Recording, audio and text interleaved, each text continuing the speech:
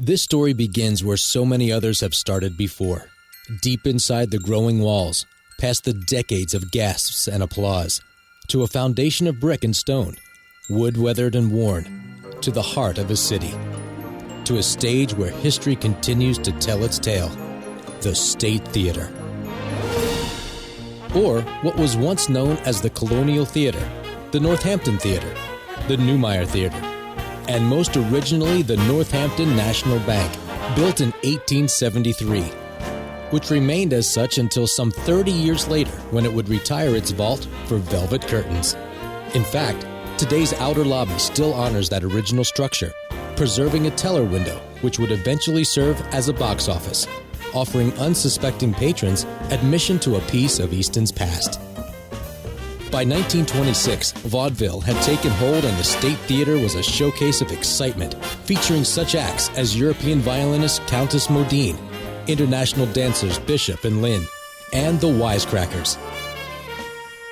On opening day alone, the Easton Free Press reported, by far the largest crowd that ever saw a single day's vaudeville performance in the city stormed the State Theater, estimating more than 5,000 patrons that day.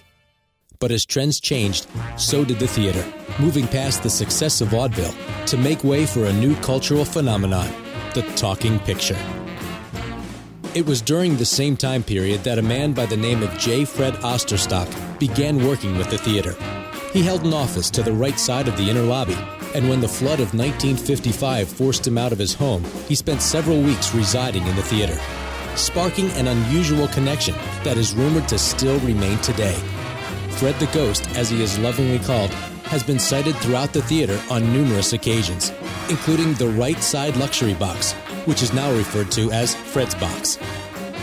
And if you're lucky enough, you might just catch him overlooking the annual Freddie Awards, an event created in his honor to recognize the achievements of local high school theater.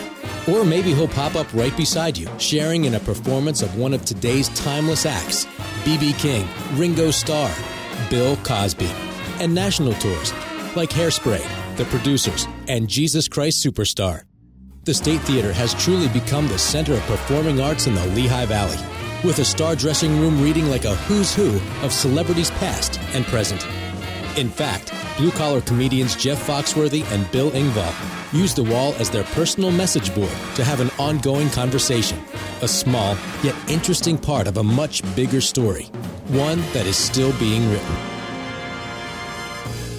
The State Theater Center for the Arts is in constant growth, expanding their complex to include the contemporary Alvin H. Butz Gallery, located at the former site of the Best Market, as well as the Acopian Ballroom, which was once home to Nardi Dance Studios. In December 2008, the theater also began renovating the former Easton Camera Shop, a building adjacent to the current lobby, to provide a patron annex, which will house new restroom facilities, another act to what some might call a never-ending performance. The State Theater, setting the stage for the next century.